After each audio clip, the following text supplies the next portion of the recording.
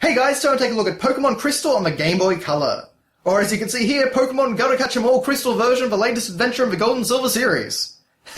So as you can see, of course, on the front we have this fantastic Ken Sugimori artwork of Suicune, with a great sort of shiny background. You can see down here, this is an Australian version of the game, rated G8+ for gambling references. Of course, Heart Gold and Soul Silver would actually take that out when the games were remade. But anyway, interesting that it does actually say the latest adventure in the Gold and Silver series, kind of implying that there would be more. Yeah, it was a series, but just an interesting thing. I've heard before that Crystal was actually going to be the last Pokemon game at one point. So it's interesting to think what could have been. Okay, so on the side here, Pokemon Gotta Catch 'em All, and we have some great artwork again of Totodile and Cyndaquil. I love this classic watercolor art style of the early Pokemon games. I think it is just amazing. I really wish that the new games still had the same sort of art style, because I love the style. The colouring particularly. There's, of course, a very cute looking Chikorita. You can see over here it's distributed by Nintendo Australia Pty Limited. And over here, just important warranty, blah blah blah blah blah. Nothing too exciting. But I do appreciate that the entire box is shiny, not just a section of it. Okay, so only for Game Boy Color. And you can see, actually, which is very interesting, that they actually put the Game Boy Advance logo on the back of the Crystal box. So, of course, Game Boy Advance was just coming out. I actually don't remember if it was out yet. I have a feeling it may not have been. But obviously it was very, very new. Okay, so Pokemon Crystal version, but latest in the Gold and Silver series again, so they were really pushing that. Travel back to the world of Johto as the Gold and Silver series continues with brand new features. Whether you're reading the fresh descriptions in your Pokedex, using the unique sort function to organize your Pokemon in new ways. Yes, that was a back-of-the-box feature back then. Watching all new battle animations, that was one of the most amazing things about this game. Or discovering another way to capture Suicune, you'll need all of your Poke skills to master Pokemon Crystal on your Game Boy Color. Unlock the mysteries of the unknown, all new puzzles and rewards await you in the ruins of Alph. Fight through the Battle Tower, a challenging tournament featuring Johto's best trainers. For the first time, play as a male or female trainer, and that was Crystal's big contribution to the rest of the series. Trade with Gold, Silver, Red, Blue, and Yellow versions to catch 'em all. And also compatible with Pokemon Stadium 2. Not compatible with Pokemon Stadium. Because as you can see, very nice back cover. I really like the fact that the shine from the Crystal actually sort of reflects on Chris's artwork here. And it was Ethan, I think, or Gold at this point, and it was Chris. I think Ethan came about later for the male trainer, but of course Chris is exclusive to this game. She actually wasn't featured in Pokemon Heart Gold and Soul Silver for some reason. I'm not exactly sure what the idea was with that, so creating Lyra, but you know, I always preferred Chris's design personally. So of course we got some Battle Tower screenshots up there, and new female trainer Chris faces the unknown. Basic reading ability is needed to fully enjoy this game. I would certainly say so. And we also have a very, very shiny Nintendo Seal of Quality. Back when that actually meant something. So yes, this was 2001. Okay, so let's open it up. And thankfully Game Boy Color games always come out pretty easily. Alright, so first off we have our cartridge, and doesn't that look nice? This was one of the really cool things about Pokemon games in this generation, is they started to get very fancy with the cartridges. And you can see we've just kind of got this, like, I don't know what you'd say, a pixie dust effect, I suppose, as well as the translucent cartridge, so you can actually see all the sort of circuit boards and the battery inside. I thought it was very, very cool at the time when I was a kid, I've got to say. And of course, even the actual cartridge label is shiny, which shows a great attention to detail. Okay, then we have our Pokemon Crystal version Trainer's Guide. And of course, this is a full-color manual, lots of nice details, lots of artwork. You know, your adventure begins, we have an introduction to the world of Pokemon, as well as a sort of narrative overview of what happens at the start of the game. So, you know, going to Mr. Pokemon and all that, and then meeting Silver, and, you know, learning that the lab's been broken into, all that good stuff. As well as also setting the game's built-in clock, because that was one of the other major features of this generation, was having a day-night cycle, which was weirdly enough dropped when it came to Ruby and Sapphire. That's really what I always remember, was that Crystal felt like a gigantic leap from Red and Blue and Yellow, while Ruby and Sapphire felt like a big step back at the time, I remember. We all us kids kind of thought that at the time. And it even actually talks about using, Australian times and, daylight saving times and stuff like that. And it's actually got a cute little sort of silhouette of Lugia amongst the clouds, which is a really nice touch. As well as, of course, much bigger artwork of the main player characters. Okay, so object of the game, catch all kinds of Pokemon! And we get plenty more artwork, so there's a schoolboy there. This is honestly where I think Ken Sugimori was at his best, but we also get some, great backgrounds here showing some different environments, like there's a Smeagol, and some weird-looking houses, I guess, and some shrubbery, as well as some great screenshots from the game. There's a lot of stuff in here, and you can see that it actually does change the aesthetic as we progress through the different sections of the manual. So now we're in a cool, I guess, Ilex Forest, I suppose would be the best comparison. But for the most part, it just explains to you how to play Pokemon and how all the various mechanics work. Of course, kids nowadays don't really have the luxury of having a manual to learn from. Not exactly that I read the manual in depth, to learn how to play the game. I mainly read the manual to look at the pretty pictures and, kind of get backstory and stuff like that back then. The Pokemon gear, the Pokegear, some artwork there, and you can see that Chris and Gold both had some different variants. And we can also see Gold using it right there. And we can see a Jumpluff silhouette in the background.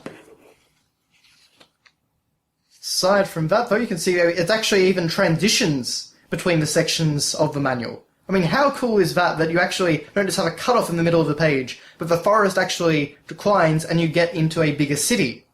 That is just amazing attention to detail for a manual. In my opinion, anyway. And then we get other cool stuff like, there's artwork of Bill, but now, of course, he's looking a little bit older than he was in Red and Blue. And that was really the other amazing thing about this generation, because you got to actually see characters and the world from the first game age and develop and change. That really set a precedent for the Pokemon series that was never followed up on.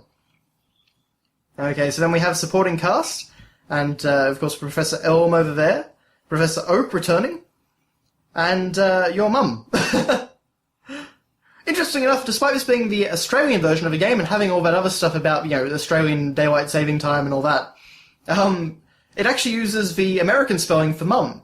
So I guess that was just something that they overlooked. But anyway, over here, of course, we have a list of items in the game, so recovery items, Pokemon power-ups, and again, you can see we transition from a city to the desert. And it's a great detail. I love seeing well-designed manuals. Oh, and then we have a great silhouette of Tyranitar, some key items like the bike, the SS ticket, the coin case, all that stuff, which of course all sounded very familiar to anyone who had played Pokemon Red and Blue. And of course the new items, berries, as well as some of the new sort of equipable items like King's Rock. And you can see that we have some little artwork there. Okay. As well as also some new Pokeballs, and there are a lot of varieties of Pokeballs in this game because you could use apricorns, and take them to Kurt in this game, and he would make you special types of Pokeballs. And this was back before you could just buy them in a shop. This was a major mechanic of the game, and honestly, I kind of wish that they still kept that sort of thing in. Because I did like the idea that you had to make these special Pokeballs to kind of increase your chances of catching certain types. Kind of added a nice little preparation element. Okay, so then we have field moves, otherwise known, of course, as hidden machines, HMs. And, of course, battle mode, and you can see we're now on the Lake of Rage with the red Gyarados over there. Well, I mean, a blue Gyarados looking over here, but, of course, pointing out things like Pokemon's gender, which was a new mechanic as well. Some more great artwork of the two trainers. It's kind of like they were working together in a lot of the artwork, which, of course, is not something that ever happened in this game, but a lot of later Pokemon games did incorporate the female and male trainers both in the story. Okay, so now we're getting some more Pokemon artworks, some very adorable stuff. So Snubbull, which was one of the very first Gen 2 Pokemon ever shown off, as well as Marill, and you can see Marill's eating a cute little berry there. And now we're transitioning from the Lake of Rage to, I guess, the mountains, Mount Silver or something like that, perhaps? And you can see, I even went to the effort of, a Skarmory is perched on the mountaintop up there. We've got some great artwork there of Unknown. Pokemon Eggs, of course, that was a new feature in this generation. And then finally we get to Gym Leaders. Okay, so then we get artwork of Faulkner, of course, and what the actual badge will allow you to do. Then Bugsy, Whitney, of course, which I know a lot of people have PTSD of. Morty, of course, Chuck, Jasmine, Price, and Claire. Again, just fantastic artwork. A lot of this was actually used in Pokemon Stadium 2 as well. It was basically just transplanted from Ken Sugimori's artwork. Then we got a Corsola taking a dip at the beach. Of course, linking up to trade or battle using the Colosseum, using the time capsule. They even actually had a reason about why you could connect with Red and Blue and battle with Pokemon. Because you were actually using a time machine. Yeah, I love little details like that, and that's something that I really feel the Pokemon series lost after this. Okay, so that's all pretty standard stuff. We get some... trading at the time capsule. You can use the time capsule to trade Pokemon with blue, red, or yellow version of Pokemon. You can't trade Pokemon that do not appear in red, blue, or yellow version. Also, Pokemon with moves that do not appear in these versions cannot be traded. Which honestly was a little bit difficult. We had some fantastic artwork there of Gold using the trading pod to send his Pokeball away. Of course, linking up. And of course, you had to use a link cable at this point, back in these days. And then you also had the mystery gift function, which allowed you to use the infrared scanner at the top of your Game Boy Color, which was a really weird and very rarely used thing. But you could actually use that to scan, or to connect your two Game Boy Colors, and you would get a mystery gift. And you get some pretty good stuff. So it was a cool little mechanic. I remember doing that with my friends all the time. Also, communicating with Pokemon Pikachu Color, which was a little handheld device, which, was sold separately, as it points out. You could receive different kinds of items depending on the number of watts you've saved on the Pokemon Pikachu Color. In a way, it was kind of like Pokemon Go a long time ago. It was a pedometer where you kind of carried it around and you built up watts with Pikachu by walking around. And of course, even other things like printing, using the Game Boy printer to print out Pokemon data from your Pokedex and from Bill's PC. I mean, how cool was all this stuff? This is great late 90s tech. Nostalgia. Okay. But we end with another shot of Lugia amongst the clouds, and that is it. So that is your look at Pokemon Crystal version on the Game Boy Color. Oh, and actually, one thing I just noticed. On the little flaps here, we actually have Gold's head and Chris's head. Again, the details in this is just incredible. I love the amount of effort and work that was put into every box and manual back in these days. It was a great, great time to be collecting games, I think. And I'm very glad I have this now because, like all Pokemon games, Crystal is no exception to the massive, massive price hikes that the Pokemon series always experiences. So, unfortunately this game will now cost you a pretty penny boxed and in good nick. But anyway, thank you guys very much for watching, and I'll see you next time.